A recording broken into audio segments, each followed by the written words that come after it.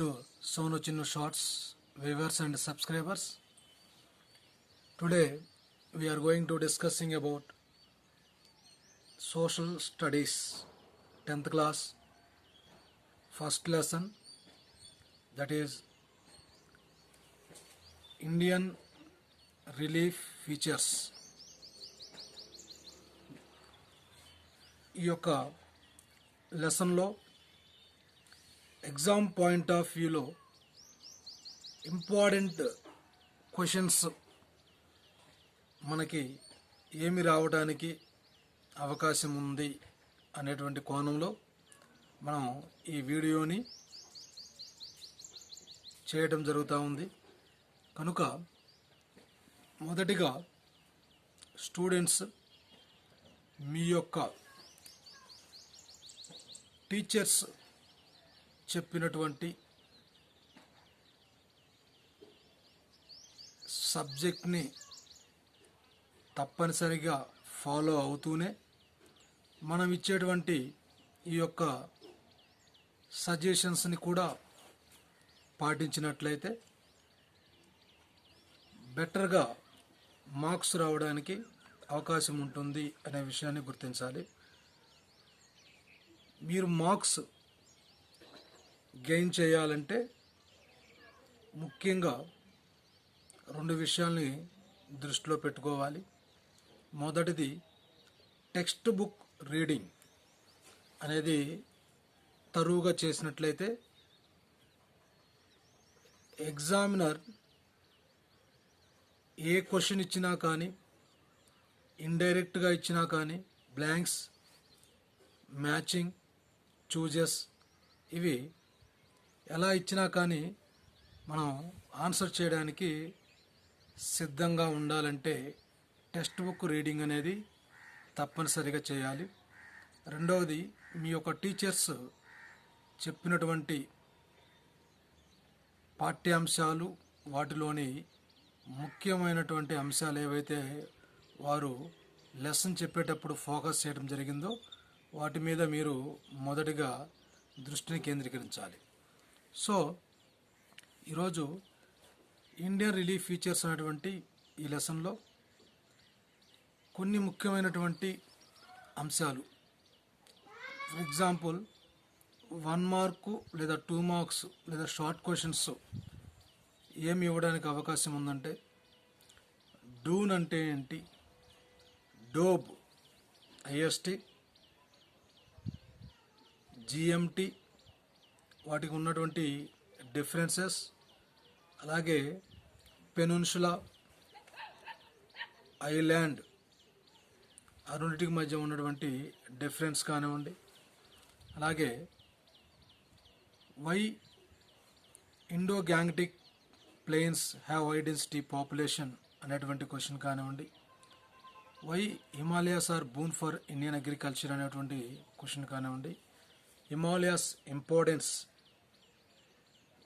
అనే క్వశ్చను, అలాగే east coastal plains, west coastal ప్లెయిన్స్కి డిఫరెన్సెస్ ఏంటి అనేటువంటి క్వశ్చన్స్ని మీరు కవర్ చేస్తూనే టెక్స్ట్ బుక్లో ఏ క్వశ్చన్ ఇచ్చినా కానీ, డైరెక్ట్గా ఇండైరెక్ట్గా ఎలా ఇచ్చినా కానీ ఆన్సర్ చేసేటువంటి విధానం ఏంటంటే, ఫర్ ఎగ్జాంపుల్ మనకి ఈ ఫస్ట్ లెసన్లో 6 మేజర్ రిలీఫ్ ఫీచర్స్ ఉన్నాయి. అది మొదటిది హిమాలయాస్, రెండవది Indo Gangetic plains, third one peninsular plateau, fourth one coastal plains, fifth one Thar desert and sixth one islands. ఇక్కడ మనము క్వశ్చన్ ఏది ఇచ్చినా, ఎలా ఇచ్చినా, డైరెక్ట్గా ఇచ్చినా, ఇండైరెక్ట్గా ఇచ్చినా ఆన్సర్ చేయాలంటే ఈ యొక్క లెసన్లో ఉన్నటువంటి 6 మేజర్ రిలీఫ్ ఫీచర్స్ని మనము పూర్తిగా అవగతం చేసుకొని ఉండాలి. అంటే క్వశ్చన్ ఆన్సర్ బైహార్ట్ చేసేటువంటి విధానానికి మీరు స్వస్తి పలికి కాన్సెప్ట్ ఓరియంటెడ్గా మీరు చదివినట్లయితే ఫర్ ఎగ్జాంపుల్ ఈ లెసన్లో 6 మేజర్ రిలీఫ్ ఫీచర్స్ గురించి తెలుసుకొని దానిలో ఉన్న కొన్ని కీవర్డ్స్ గురించి తెలుసుకుంటే ఈ లెసన్లో ఎక్కడ ఏ క్వశ్చన్ ఇచ్చినా ఆన్సర్ రాయొచ్చు. ఆల్రెడీ కీవర్డ్స్ నేను చెప్పడం జరిగింది. అది డూను, డోబు, ఐలాండ్, పెనున్సులా ఇలాంటివి, బాబర్, టెరాయ్ ఇలాంటివి కీవర్డ్స్. వీటిని చదివినట్లయితే మీకు 1 మార్క్ 2 మార్క్స్ అలాగే బ్లాంక్స్ చూజెస్ మ్యాచింగ్లో కూడా ఇవి ఉపయోగపడతాయి. సో ఎస్ఐ క్వశ్చన్స్ ఆన్సర్ చేయాలి లేదా ఏ క్వశ్చన్ అయినా ఆన్సర్ చేయాలి, ఏ బ్లాంక్ అయినా ఆన్సర్ చేయాలంటే కాన్సెప్ట్ ఓరియంటెడ్గా మనం చదవాలి. అంటే హిమాలయాస్ గురించి పూర్తిగా నేర్చుకోవాలి. ఫర్ ఎగ్జాంపుల్ హిమాలయాస్ వెస్ట్ నుంచి ఈస్ట్కి స్ట్రెచ్ అయి ఉన్నాయని, 2400 కిలోమీటర్స్ లాంగ్గా ఉన్నాయని చెప్పేసి, అరుణాచల్ ప్రదేశ్ వద్ద ఎయిర్ పిన్ బెండ్ తీసుకున్నాయని, ఇవి మనకి గ్రేటర్ లేదా హిమాద్రి హిమాలయాస్, లెస్సర్ హిమాలయాస్ అండ్ సివాలిక్స్గా 3 రేంజెస్గా డివైడ్ అయినాయని. సో గ్రేటర్ హిమాలయాస్లో మనం చూస్తే హైయెస్ట్ పీక్స్ ఉంటాయని, లెస్సర్ హిమాలయాస్లో డూన్స్ వ్యాలీస్ ఉంటాయని చెప్పేసి మనం ఈ విధంగా ఒక కాన్సెప్ట్ ఓరియంటెడ్గా చదువుకున్నట్లయితే తప్పనిసరిగా దానిలో మనకి ఎక్కడ ఏ క్వశ్చన్ ఇచ్చినా కానీ మనం ఈజీగా ఆన్సర్ చేయగలుగుతాం. సో అలాగే థార్ డిజర్ట్ గురించి, సో లేవార్డ్ సైడ్ ఆఫ్ ఆరావళి ఉందని చెప్పేసి, అలాగే ఇక్కడ రెయిన్ షాడో ఏరియాలో ఉంది కాబట్టి వర్షాలు తక్కువ పడతాయని, ఇక్కడ one and only river Looney river ఉందని చెప్పేసి, సో ఇందిరా కెనాల్ కూడా ఇక్కడే ఉందని చెప్పేసి ఇలా కాన్సెప్ట్ వైజ్ చదవాలి. అలాగే మనకి ఐలాండ్స్ వచ్చేసరికి సో 2 గ్రూప్ ఆఫ్ ఐలాండ్స్ ఉన్నాయని చెప్పేసి, సో 2 గ్రూప్ ఆఫ్ ఐలాండ్స్ మనం చూస్తే అప్రాక్సిమేట్లీ 250 ఐలాండ్స్ వరకు ఉన్నాయి. సో మొత్తం కలిపి 2 గ్రూప్సే ఉంటాయి. So Andaman Nicobar islands and Lakshadweep islands, అది ఈస్ట్ వైపు ఇది వెస్ట్ వైపు. దాని యొక్క క్యాపిటల్ పోర్ట్ బ్లెయర్, దీని యొక్క క్యాపిటల్ కవరత్తి. సో దానికి ఉన్నటువంటి స్పెషలైజేషన్ ఏంటంటే నారకొండం బ్యారిన్ ఐలాండ్స్, దీనికి ఏమో మినికా ఐలాండ్స్ అని. సో ఇది ఫ్లోరా ఫనాన్ కలిగి ఉంటుందని, ఇలాగా వేరియేషన్ని ఒక సబ్జెక్ట్ ఓరియంటెడ్ చదువుకోవాలి. సో ఇలా ఈ కాన్సెప్టే కాదు అన్ని కాన్సెప్ట్లు కూడా మీరు ఉన్నటువంటి టెక్స్ట్ బుక్లో క్వశ్చన్ ఆన్సర్స్ బయాట్ చేయకుండా ఒక కాన్సెప్ట్ వైజ్గా చదువుకుంటే సబ్జెక్ట్ వస్తుంది. సబ్జెక్ట్ మనకు వస్తే ఆటోమేటిక్గా ఏ క్వశ్చన్ ఇచ్చినా, అలాగే డైరెక్ట్గా ఇచ్చినా ఇండైరెక్ట్గా ఇచ్చినా కానీ ఆన్సర్ చేసేటువంటి పరిస్థితి ఉంటుంది. కనుక ఇది డెవలప్ చేసుకోవాలి.